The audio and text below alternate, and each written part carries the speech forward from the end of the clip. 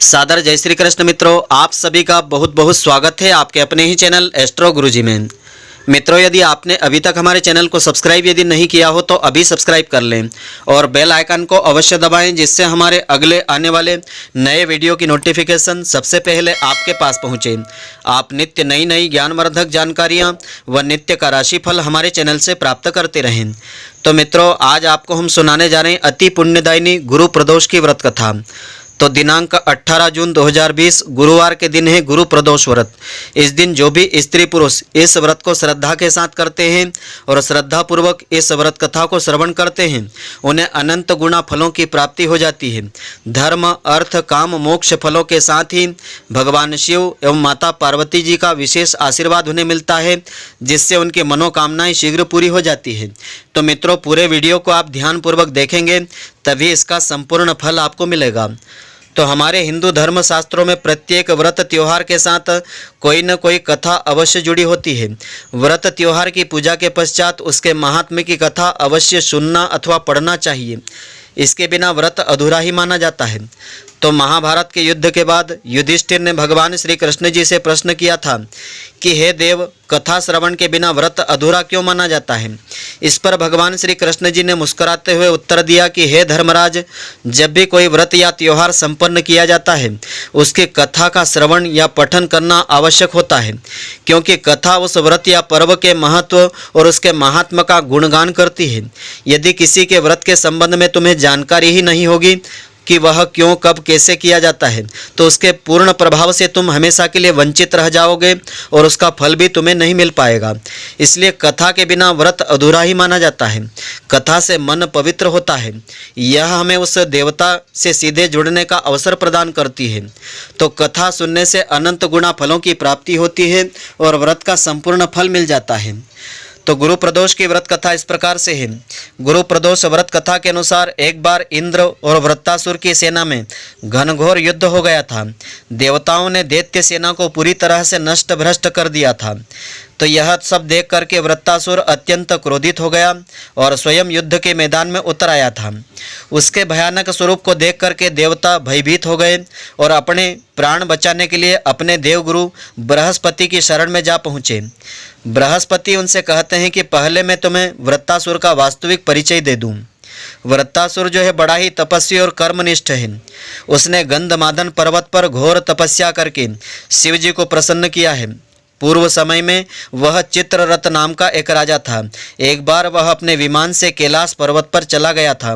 वहां शिव जी के वाम अंग में माता पार्वती जी को विराजित देख करके वह उपहास पूर्वक बोला कि हे प्रभु, मोह माया में फंसे होने के कारण हम स्त्रियों के वशीभूत हो रहते हैं, किंतु देवलोक में ऐसा कभी दिखाई नहीं दिया कि स्त्री सभा के समीप बैठी हो। इस पर शिवजी तो कुछ नहीं बोले, लेकिन माता पार्वती जी ने क्रोधित होकर के चित्ररथ से कहा कि अरे दुष्ट, तूने सर्वव्यापी महेश्वर के साथ ही मेरा उपहास उड़ा दिया है, अतः मैं तुझे वह शिक्षा दूंगी, फिर तू ऐसे सर्वव्यापी के उपहास का दुस्साहस कभी नहीं करेगा। अब तू दैत्य स्वरूप धारण करके विमान से नीचे गिरेगा। मैं तुझे श्राप देती हूँ। जगदम्बा भवानी के अभिश्राप से चित्ररथ राक्षस की योनि को प्राप्त हो गया और वह त्वष्टा नामक ऋषि के श्रेष्ठ तप से उत्पन्न होकर के वृत्तासुर का रूप उसने धारण किया। तो गुरुदेव बृहस्पति आगे कहते हैं कि वृत्तासुर बाल्यकाल से ही शिव जी का अनन्य भक्त था। अतः हे इंद्र, तुम बृहस्पति प्रदोष व्रत करके शंकर भगवान को प्रसन्न करो। देवराज ने गुरुदेव की आज्ञा का पालन करके बृहस्पति प्रदोष व्रत किया था। गुरु प्रदोष व्रत के ही प्रताप से इंद्र ने शीघ्र ही वृत्तासुर पर विजय प्राप्त कर ली और देवलोक में शांति छा गई। अतः प्रदोष व्रत हर शिव भक्त को अवश्य ही करना चाहिए। इससे अनंत गुना फलों की प्राप्ति होती है। धर्म, अर्थ, काम, मोक्ष फलों की प्राप्ति होती है। शिव जी एवं पार्वती जी का विशेष आशीर्वाद मिलता है, जिससे मनोकामनाएं शीघ्र पूरी हो जाती है। तो इसके बाद शिव जी स्वयं ने प्रकट होकर के देवराज इंद्र को कहा कि गुरु प्रदोष व्रत के प्रभाव से तुम वृत्तासुर नामक राक्षस का अंत करने में सफल हो गए हो। ऐसे ही जो मनुष्य इस व्रत को पूर्ण श्रद्धा भाव के साथ संपन्न करेगा, उसके सारे मनोरथ हमारे आशीर्वाद से पूर्ण हो जाएंगे। तो गुरु प्रदोष के दिन विवाह में आने वाली बाधाओं को दूर करने के लिए आप विशेष उपाय कर सकते हैं या संतान संबंधी समस्याओं को दूर करने के लिए विशेष उपाय कर सकते हैं।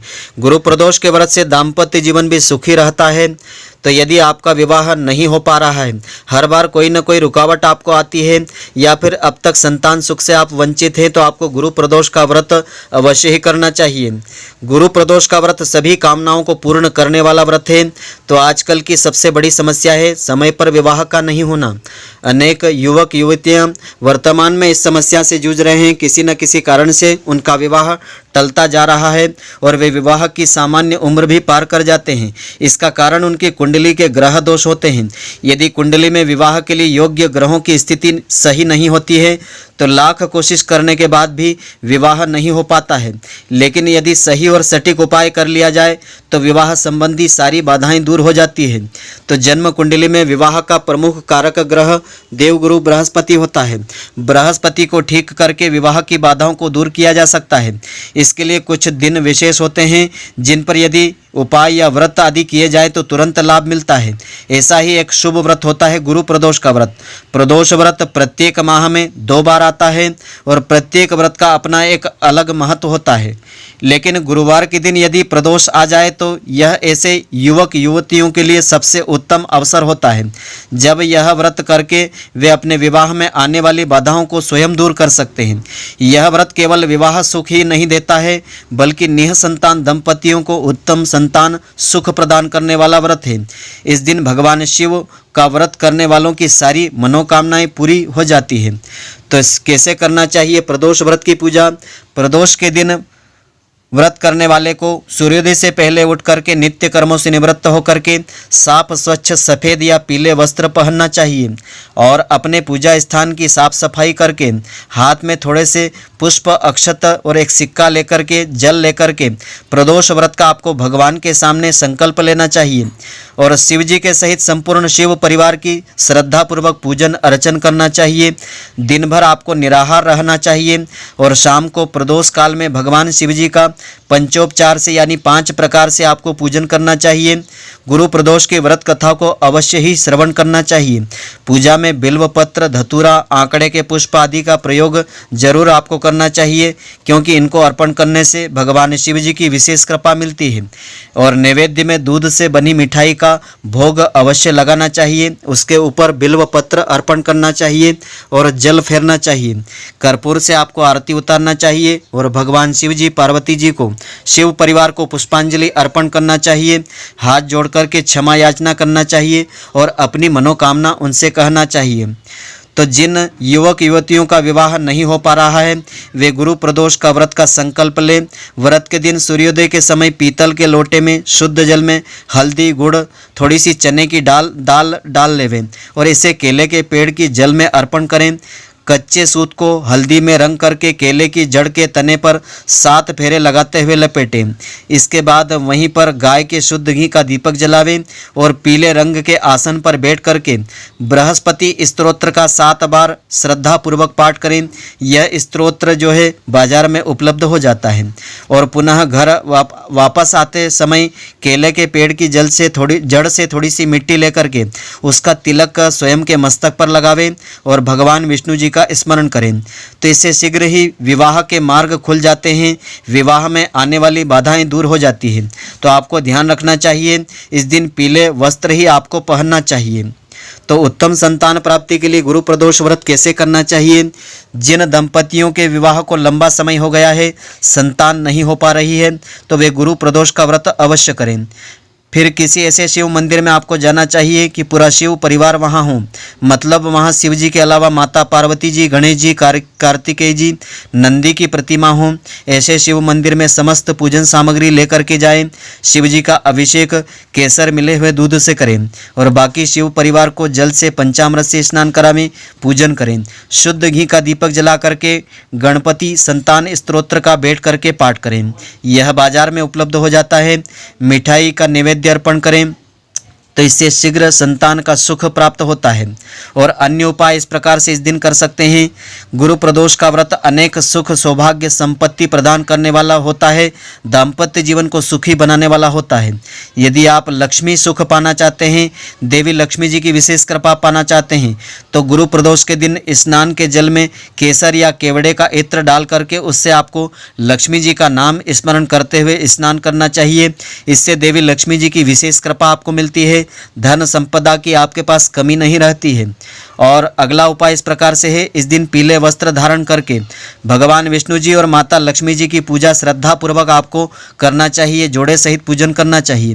विष्णु भगवान को पीले वस्त्र और माता लक्ष्मी जी को लाल गुलाब अर्पण करना चाहिए और विष्णु जी को पीले गुलाब अर्पण करना चाहिए। धूप दीप नैवेद्य से श्रद्धापूर्वक उनकी पूजा अर्चना करना चाहिए। पूजा में पीले वस्त्र का प्रयोग अधिक से अधिक करना चाहिए। चने की दाल अर्पण करना चाहिए। बेसन की बनी हुई मिठाई या पीले फल जैसे कि आम केले पपीता आदि का आपको प्रयोग करना चाहिए। और भगवान विष्णु जी को तुलसी पत्र अवश्य ही अर्पण करना चाहिए। नैवेद्य में भी तुलसी पत्र अवश्य अर्पण करना चाहिए। जल घुमा करके कर्पूर से उनकी आरती उतारना चाहिए, पुष्पांजलि अर्पण करना चाहिए। इसके बाद विष्णु सहस्त्र नाम का श्रद्धापूर्वक पाठ आपको करना चाहिए अथवा इस पाठ को श्रवण करना चाहिए। इससे अनंत गुणा फलों की प्राप्ति होती है। भगवान लक्ष्मी नारायण जी का विशेष आशीर्वाद मिलता है। दाम्पत्य जीवन इससे सुखी बना रहता है। गुरु प्रदोष वाले दिन पीपल के पेड़ के नीचे शुद्ध घी का दीपक जला करके विष्णु सहस्त्र नाम का पाठ करने से सब प्रकार के सुखों की प्राप्ति हो जाती है और धर्म अर्थ काम मोक्ष फल भी इससे मिल जाते हैं। इस दिन पारिवारिक कलह दूर करने के लिए पीपल में पीली यज्ञोपवीत अर्पण करना चाहिए और पीली मिठाई अर्पण करना चाहिए। इससे घर में कलह नहीं रहता है, घर में सुख शांति का वातावरण रहता है, घर में लक्ष्मी जी का स्थायी वास बना रहता है। तो मित्रों, आशा करता हूँ कि आपको हमारी यह ज्ञानवर्धक जानकारी पसंद आई होगी। यदि आपको पसंद आई हो तो आप हमारे वीडियो को लाइक व शेयर अवश्य करें। धन्यवाद। जय श्री कृष्ण मित्रों, फिर मिलेंगे।